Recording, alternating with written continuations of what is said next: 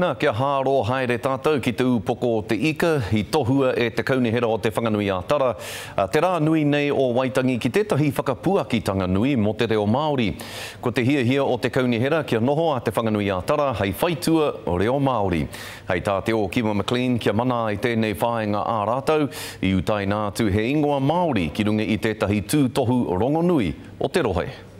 E kara ana i te huarahi whakamua, kia reo Māori ai ngā tiriti o te whanganui ātara. We're telling Wellingtonians to embrace te reo Māori, our language of Aotearoa. Nō te rā nei i whakanui a te huringa tau tuawhitu o te wāpu o Wharewaka me te whakamana i te ingoa o te hāpua o Whairepo i tapaina e toru tau ki muri.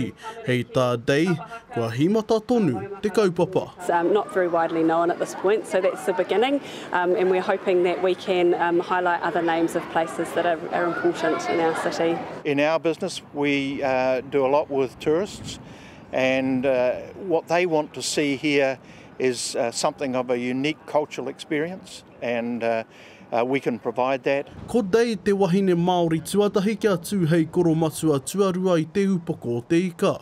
Nōna hoki te whakaaro kia whāia e te taone matua o Aotearoa, tōna arero tīpuna. Making sure that our signage represents biculturalism, so it has te reo Māori, looking at other ways, street art, performing arts, all sorts of ways. We're going to be creative with how we can embrace te reo Māori. Me whakamihira tēnā huetanga. Kia tangata whenua anō te reo, ki tōna whenua, taketake nei. Ko te whanganui atara tērā, tērā me whanganui atara tunu te reo. Taka tū atu ana te mahi a te tangata, tai ririki mai, tai pakeke mai anō hoki, me te karanga kia Ngāti Pōneke mā. So we're starting our consultation today, and we'd like to hear from them what they would like to see, and all sorts of ways that they think they can see and hear te reo in our city be improved. Kua tuwhera te papa ki te minenga kia tukui o rātou whakaaro.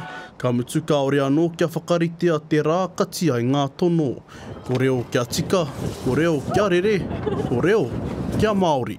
Te o Kiwa McLean, te karere.